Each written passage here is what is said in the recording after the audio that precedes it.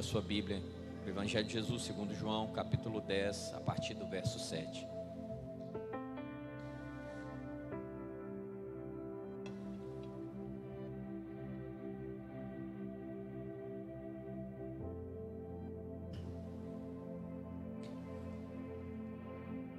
Amém. Está escrito assim: tornou, pois, Jesus a dizer-lhes: em verdade vos digo que eu sou a porta das ovelhas. Todos quantos vieram antes de mim são ladrões e salteadores, mas as ovelhas não os ouviram. Eu sou a porta. Se alguém entrar por mim, salvar-se-á, e entrará e sairá, e achará pastagens. O ladrão não vem senão a roubar, a matar e a destruir. Mas eu vim para que tenham vida e a tenham em abundância. Amém. Só até aqui. Graças a Deus.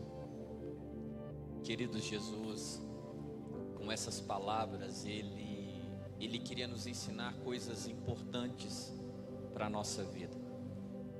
Às vezes nós nos perdemos durante a nossa caminhada, nós nos perdemos durante as instruções que o próprio Deus nos deu, e deixamos de viver uma vida na sua plenitude. E muitas vezes nós entramos em desespero por causa disso, porque nós não sabemos o que fazer. Quando nós olhamos para a família hoje, o que mais temos visto são famílias destruídas, pessoas totalmente perdidas, que não sabem o que fazer, não sabem nem para onde ir. E talvez você não tenha se perguntado ainda, mas é importante nós pensarmos nisso. O que eu quero em Deus? O que eu quero no reino do meu Pai? Qual é o objetivo de estar caminhando lado a lado com Ele? O que Jesus tem para mim? Fazer essas perguntas, irmãos, não ofende Deus de forma alguma. Muito pelo contrário, ela desperta em nós uma consciência que muitas vezes nós não temos, que é a consciência de quem nós somos, a consciência dos filhos de Deus. Perguntar sobre essas coisas não diminui Deus, muito pelo contrário, mostra quem Ele de fato é. Porque a partir do momento que nós externamos para Deus aquilo que nós queremos, a partir do momento que nós colocamos no trono de Deus os nossos sonhos, aquilo que nós pensamos a respeito dele, nós estamos criando uma conexão com Ele, e nós estamos estabelecendo um relacionamento. E esse é o início, o princípio da caminhada cristã. E ela começa com essa conexão com o Senhor, com esse estabelecimento, com o estabelecimento, sabe, dessa ligação, dessa intimidade, dessa conexão com Deus. E muitas vezes nós iniciamos uma caminhada com o Senhor e não nos atentamos a isso. Nós aceitamos Jesus, aceitamos a obra dele e paramos por aí. Perdemos a oportunidade de usufruir do reino, a plenitude. Perdemos a oportunidade de viver na grandeza que o Pai sonhou para mim e para você.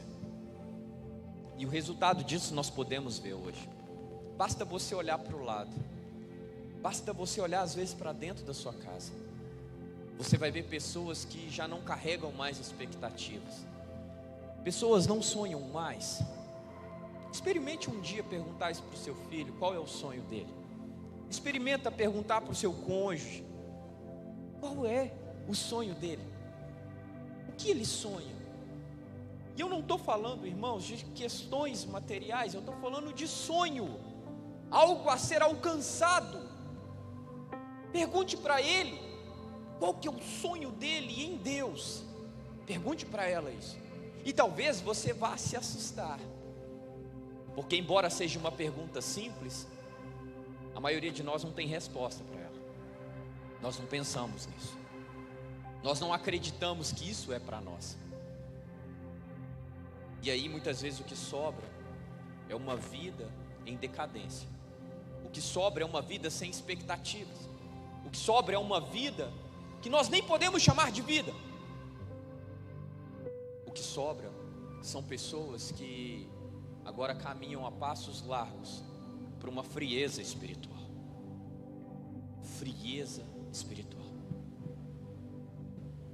Tem pessoas que não conhecem a condição dela. A pessoa, quando ela encontra nesse estado de frieza espiritual, de morte espiritual, dificilmente ela enxerga o seu estado.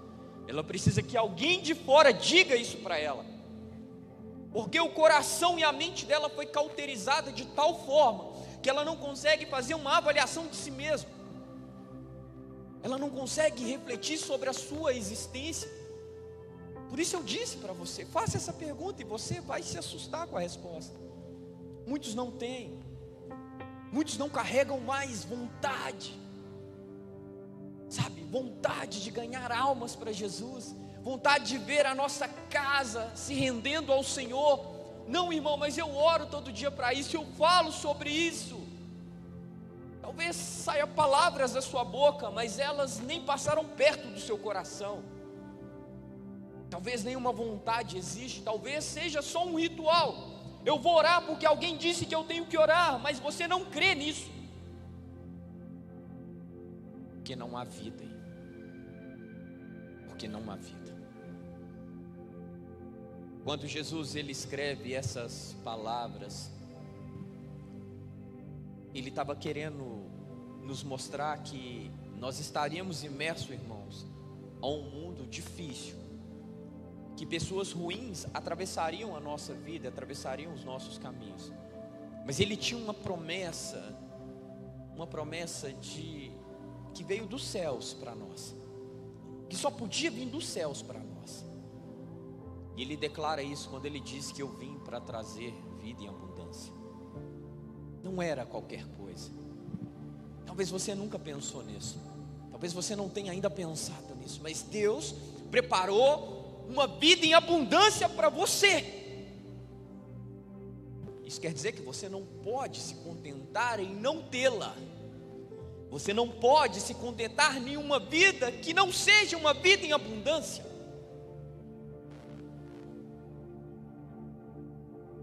Quando nós observamos a nossa realidade, a nossa vida, o nosso estado, nós fazemos isso, e às vezes instintivamente, irmãos, nós fazemos isso com comparação.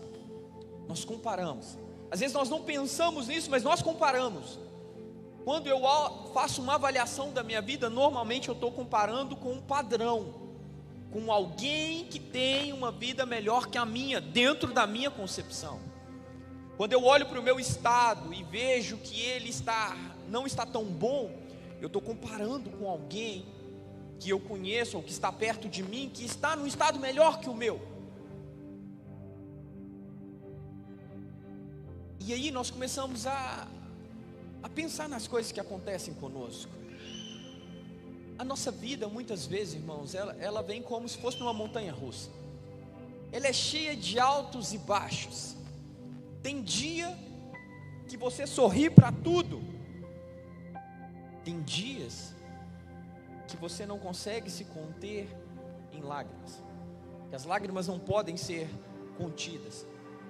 Tem dia que são dias bons, dias excelentes, que você não quer que ele acabe de forma alguma. Tem outros que você quer que ele passe o mais rápido possível. Tem dias que nós estamos felizes e outro nós estamos perdidos em meio à tristeza. Tem dia que nós estamos confiantes, tem dia que nós estamos com medo. E assim é a nossa vida. E parece que não há uma constância nela.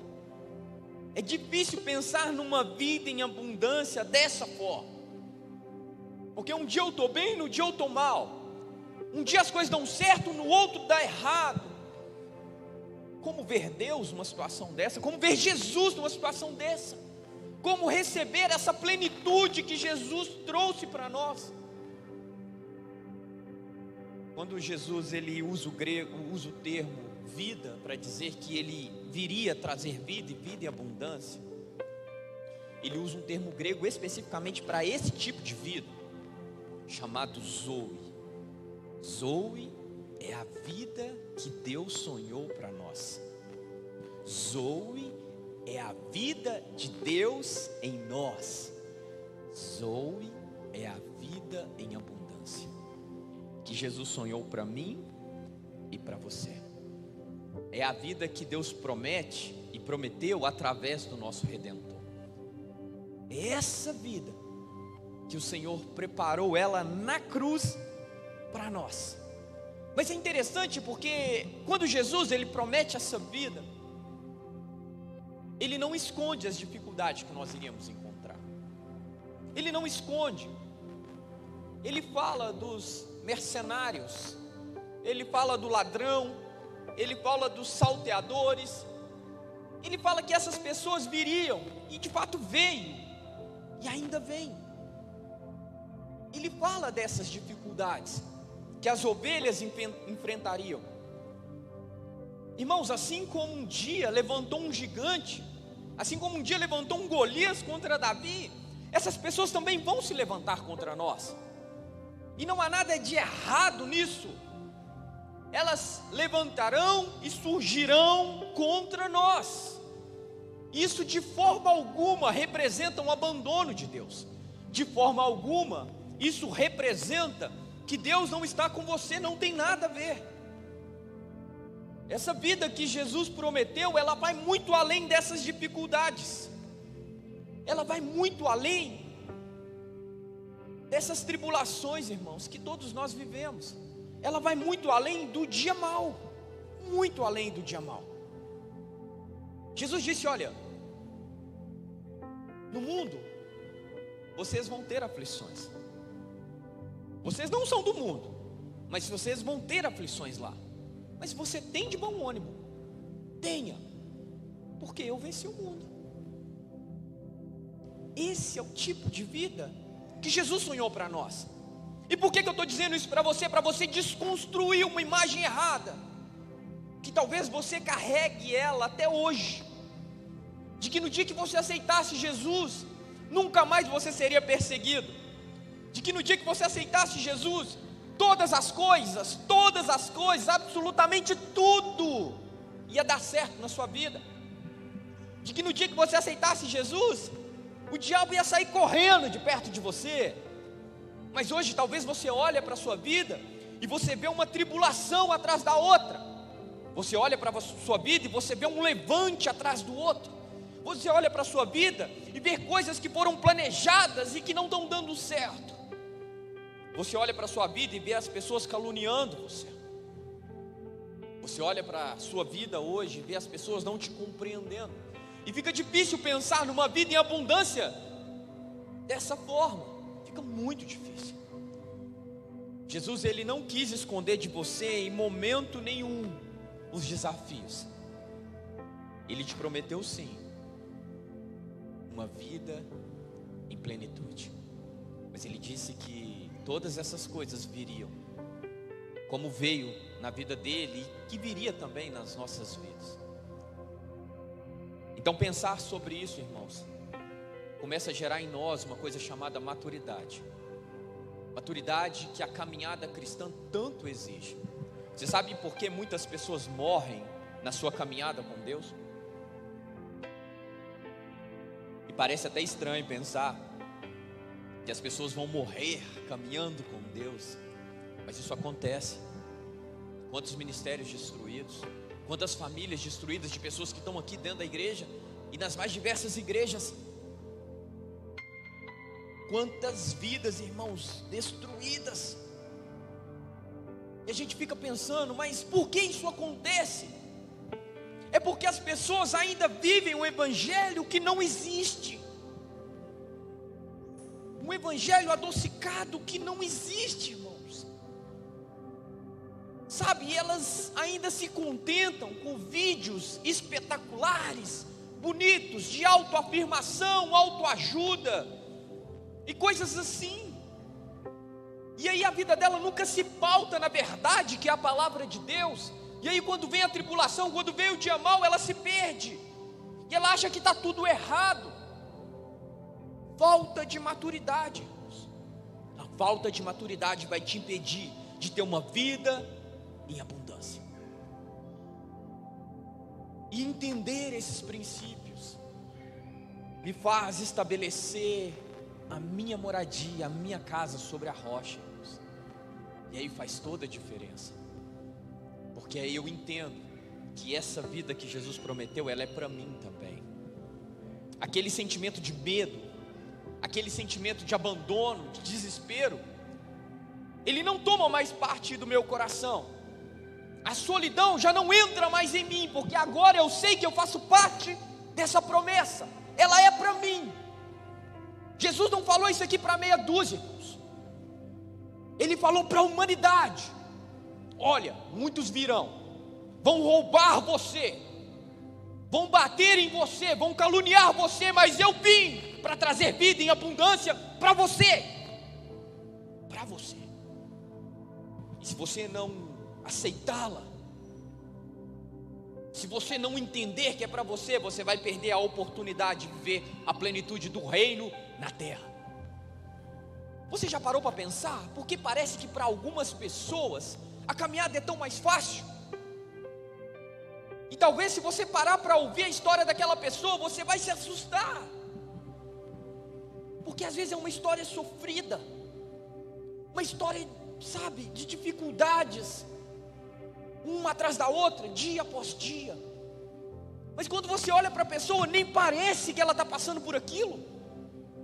Quando você olha para ela, nem parece que aquele modelo de vida é dela, porque parece tão forte. Você olha para ela e fala: poxa, mas você, sabe, é tão resistente, sua fé é tão grande, quem dera se a minha fosse metade da sua. Mas são pessoas firmadas na rocha, que entenderam que Jesus preparou uma vida em abundância para ela, e ela não abre mão disso. Ela não abre mão de viver na plenitude, ela não abre mão de viver o céu na terra. As coisas sobrenaturais, irmãos, deveria ser natural para nós. Eu deveria viver o sobrenatural com naturalidade. Eu não deveria me assustar com um milagre. Eu não deveria me espantar com uma manifestação de poder de Deus. Eu não deveria. Isso deveria ser natural para mim. Isso deveria ser natural para você. Sabe por que não é? Porque não há vida em abundância. Porque o pecado ainda abunda. Porque o pecado ainda domina. Porque não há vida de Deus de fato em você. Não há. Você ainda tem medo. Você ainda anda em desespero. A solidão ainda faz parte da sua vida. O medo do abandono ainda não saiu do seu coração. Você não entendeu que é Jesus que te guarda. Você não entendeu que foi Ele que prometeu. Jesus, quando Ele promete essa vida, Ele faz isso, irmãos, em meio a um cenário de adversidades. Ele deixa bem claro, só para que você não fosse iludido, só para que ninguém iludisse você. Ele disse muitas coisas ruins, sabe, vão acontecer às ovelhas, as minhas ovelhas, muitas coisas ruins, mas vocês não devem se desesperar. Vocês não devem, porque eu tenho uma promessa para vocês. No livro de João, no capítulo 1, no verso 4, está escrito assim: nele estava a vida, e a vida era a luz dos homens. Nele estava a vida, e a vida era a luz dos homens. Está nele, está nele. Mas como que eu faço para viver essa vida? Primeiro eu preciso entender que eu encontro nele. E encontrar nele significa viver em sintonia com ele, em intimidade com ele. Significa se alegrar com as coisas que Jesus se alegra. Significa se entristecer com as coisas que entristecem o nosso mestre. Significa prezar por aquilo que é importante para ele. Uma pessoa que tem uma vida Zoe, ela vive a vida de Deus na terra. E tudo aquilo que importa para o Pai, importa para o Filho. E tudo aquilo que importa para o reino do Pai, importa para o Filho também. Já não é mais a sua vida, mas a vida de Cristo em você. É assim. É assim quem herda essa promessa. É assim quem diz para Jesus: eu quero isso em mim. A vida estava nele e era luz para os homens. Jesus, ele veio nos dar a vida, irmãos, em todos os sentidos. Em todos os sentidos. É por isso que é uma vida em abundância. É por isso que ele estabelece nela a plenitude. Ele veio dar ela em todos os sentidos. Mas é estranho até pensar assim, mas essa vida ela começa num ponto, irmãos, que você também precisa reconhecer. Essa vida ela começa com a morte. A vida começa com a morte. Com a morte na cruz, daquele que nos deu ela. Ela começa lá na cruz, com a morte do Salvador. A partir do momento que eu entendo o efeito dele na cruz, ela começa a fazer parte em mim. E aí o segundo momento é quando vem uma outra morte, que é a morte do Adão. Você deve estar pensando: pastor, mas que negócio é esse? Você vem falar de vida para mim, depois você fala de morte. Sim, porque se você não reconhecer o que Jesus fez, não adianta nada. Se aquele madeiro, aquele sangue que escorreu lá não fizer sentido para você, então não vale de nada, e você não vai ter acesso a ela. Porque depois da morte da cruz, morre o Adão, o velho Adão. Morre o velho homem e a velha mulher. São sepultados e fica lá no passado. Uma vida em abundância tem que sepultar o velho homem, tem que tirar ele de cena. Você não pode dizer que tem uma vida zoe, uma vida plena com Deus, se o velho homem e a velha mulher ainda falam através da sua boca. Não pode. Porque quando ela se estabelece em você, uma nova criatura nasce. Um novo Adão vem para tomar conta da sua vida e guiar os seus passos e guiar a sua mente. É Ele que te dá paz, sabe, no dia mau. Sabe aquele dia que está dando tudo errado e você começa a entrar em desespero, e de repente vem uma paz que você não sabe direito de onde ela veio, não sabe explicar ela. Ela surge com a vida plena. Quando aquela pessoa que era afastada de Jesus morreu lá atrás, lá na cruz, foi crucificada lá, sabe, ela vem assim, irmãos, para acessar essa vida, irmãos, porque eu quero ela, e eu acredito que você também deseja, porque afinal de contas é uma promessa de Jesus. Para acessar essa vida em abundância, essa vida abundante, eu preciso tomar partido de, primeiro, reconhecer a obra do autor da vida. Segundo, entender que através da obra dele, algo em mim vai acontecer, que é a morte do meu velho eu. E a partir desse momento, eu preciso tomar uma decisão para estabelecer a plenitude da vida de Deus em mim, que é através da renúncia. Ela só vem com a renúncia, irmãos. Ela só vem com a renúncia. Não tem um outro jeito. Ela só vem quando eu renuncio. Ela só vem quando eu entrego. Ela só vem quando eu deixo morrer, irmãos.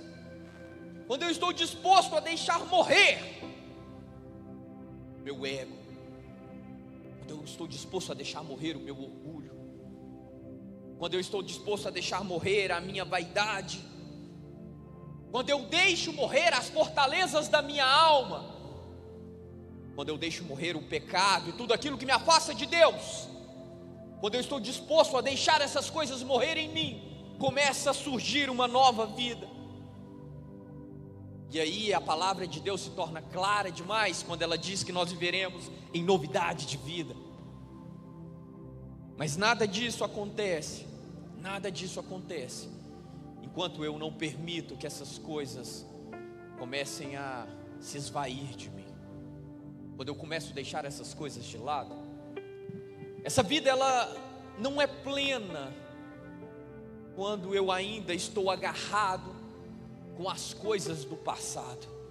Enquanto Jesus está dizendo: olha, você precisa nascer de novo, mas eu estou lá preso nas coisas do passado que ainda me seguram e me levam para longe de Deus. Enquanto isso acontece, a vida plena ela não vem. Enquanto não há renúncia, ela não vem. Então eu preciso renunciar às obras da carne. Eu preciso renunciar às nossas vontades, às vezes, os nossos desejos. Eu preciso renunciar para que prevaleça a vontade de Deus e o governo dele. Numa vida em abundância, sempre prevalece a vontade de Deus.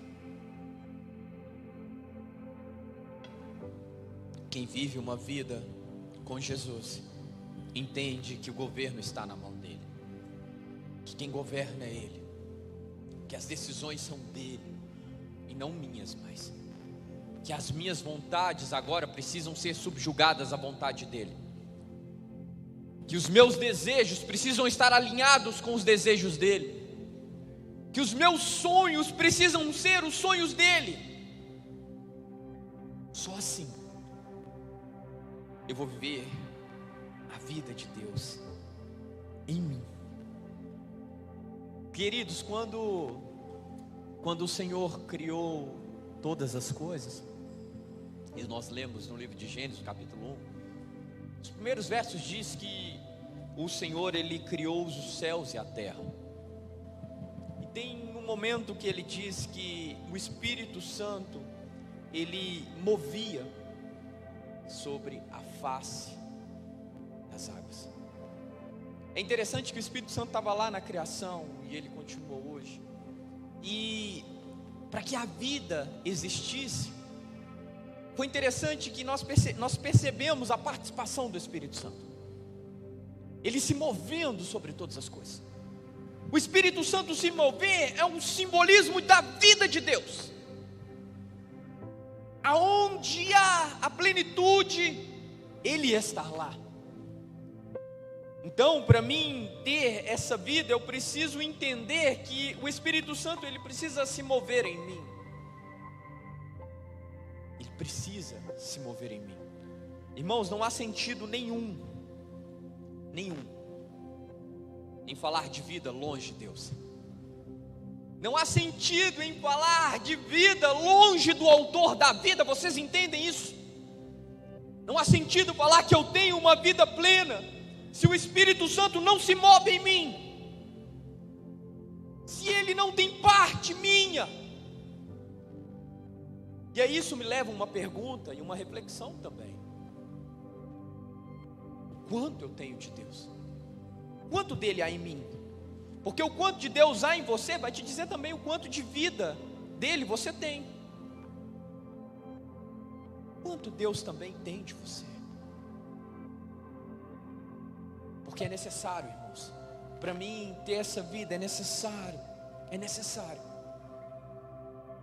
eu entender os princípios da palavra de Deus, e saber que não tem como se o Espírito Santo não tiver, que é Ele que acende a chama. A única forma de você ter a sua vida transformada é através do Espírito Santo. É Ele com o poder que transforma. É Ele com a graça e o amor que nos leva para um estado melhor do que nós estamos hoje. E quando eu sonho, sabe, com a vida de Deus em mim, vivendo as grandezas do céu aqui na terra, eu preciso entender que essa conexão ela precisa existir, que as coisas do céu precisam importar para mim, Você nunca terá essa vida se não queimar no seu coração uma vontade pelas coisas de Jesus. Entenda isso. Você nunca vai viver uma vida plena se aquilo que importa para Jesus não for importante para você. Você nunca vai ter uma vida plena se você, marido, não amar sua esposa como Cristo amou sua igreja. Você nunca vai ter uma vida plena, esposa, se você não entender o seu papel ao lado do seu marido. Você nunca terá uma vida plena se você não entender as coisas como Jesus entende, se você não ver as coisas como Jesus vê. A única forma de você carregar essa vida com você, que vai te fazer uma pessoa feliz, uma pessoa alegre, que passa pela tribulação crendo que vai dar certo, se você não se importar com as coisas do reino. Parece estranho, mas para mim tê-la, eu preciso esvaziar da minha própria vida. Eu preciso esvaziar das coisas que enchem o meu coração, mas que não vêm de Deus, irmãos. É a única forma de ter acesso a elas. É a única forma de ter acesso a ela. João também escreve no capítulo 11, no verso 25. Disse-lhe Jesus: eu sou a ressurreição e a vida. Quem crê em mim, ainda que esteja morto, viverá. Essa promessa, irmãos, de uma vida abundante é para todos nós. É para aqueles que querem, é para aqueles que buscam, é para aqueles que confiam, é para aqueles que creem. É para você, se você quiser. É para você, se isso for interessante para você. E esse texto que nós lemos, que Jesus diz: olha, aquele que ainda que esteja morto viverá, porque eu sou a ressurreição e a vida. Ele está dizendo: olha, eu posso transformar qualquer coisa. O poder de Deus é capaz de transformar qualquer coisa. Não importa o seu estado agora, não importa o quão destruído talvez esteja a sua casa, a sua família, não importa o quão problemático sejam os seus filhos, não importa, o poder de Deus é capaz de transformar todas as coisas. Mas isso é para aqueles que creem, isso é para aqueles que querem, isso é para aqueles que confiam, isso é para aqueles que confiam. O poder de Deus, irmãos, ele é capaz de transformar qualquer situação. O nosso Deus, ele é tão forte, irmãos, que nem a morte pôde deter o autor da vida. Nem a morte pôde deter. Esse é o Deus que você serve. Foi Ele que prometeu para você uma vida, irmãos, diferente. Lucas escreve no capítulo 24, no verso 5, assim: olha, porque vocês estão procurando entre os mortos aquele que vive. Olha o poder do seu Deus, olha o quão Ele é poderoso, olha o tipo de vida que Ele quer que você vive. Você precisa olhar para Deus dessa forma. Nem a morte pode parar o Deus que você serve. Então por que você ainda está com medo do Golias? Por quê? Por que esse medo, irmãos? Por que o Golias te assusta? Por que essas coisas estão domando o seu coração e te desesperando? Por quê? Por que ainda você não consegue colocar sua cabeça no travesseiro e descansar? Por quê? Porque não há uma vida em abundância? Se não há, busca ela. Desesperadamente busca ela. Desesperadamente peça ao Senhor que ela esteja na sua vida e que faça parte de você. Não se contente, irmãos, em viver uma vida que não seja plena. Não se contente com isso. Quando Jesus, ele prometeu isso, irmãos, ele prometeu dentro de um contexto que a nossa imaginação não consegue talvez dimensionar. Quando Lucas escreve a respeito da viúva de Naim, e ele escreve isso lá no capítulo 7. É interessante que essa mulher, ela estava caminhando e Jesus, ele atravessa um cortejo fúnebre. E diz o texto que Jesus toca o esquife e aquela criança, ela volta à vida. E talvez, numa primeira leitura, a gente percebe o milagre de Jesus trazendo vida àquela criança. Mas se você perceber, Jesus ele trouxe vida para aquela mulher também, que já tinha e já estava com o coração, irmãos, destruído. Uma mulher enlutada, que já tinha perdido seu marido, porque o texto diz que ela era uma viúva, e agora tinha perdido seu filho. E Jesus, ele não só traz a vida para aquela criança, mas dá vida para aquela mulher também. Jesus é especialista em colocar vida na vida. Vida na vida, irmãos. Ele é especialista em mudar destino, em mudar histórias, sabe, em fazer aquilo que está destruído algo novo, em fazer de um morto alguém que vive em plenitude, irmãos. E Jesus pode fazer tudo isso. Ele é capaz de dar vida ao seu sonho, Ele é capaz de resgatar o seu ministério, irmãos. Ele é capaz de arrumar a sua casa, Ele é capaz de restaurar o seu casamento, Ele é capaz de buscar o seu filho perdido. Jesus é capaz de fazer todas essas coisas, porque Ele prometeu que Ele viria trazendo a vida Zoe para nós. Mas nós precisamos desejar isso. Nós precisamos desejar essa vida. Uma vida que vale a pena viver, irmãos. Uma vida que vale a pena viver. Uma vida de objetivo. Uma vida de propósito. Uma vida que eu sei para onde eu estou indo.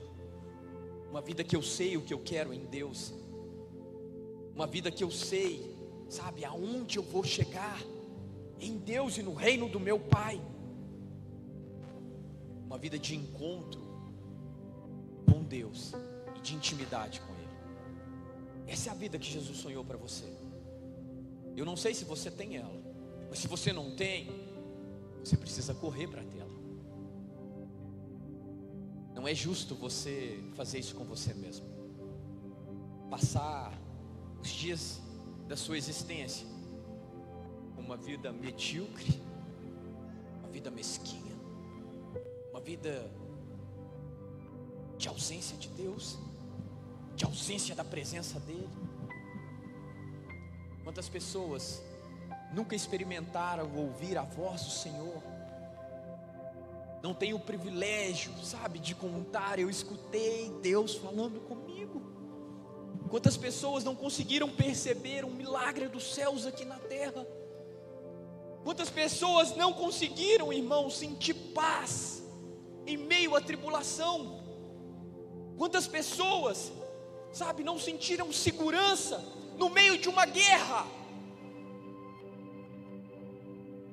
Elas não viveram nada disso porque elas não entenderam ainda a vida que Deus tem para ela. E Deus tem para você.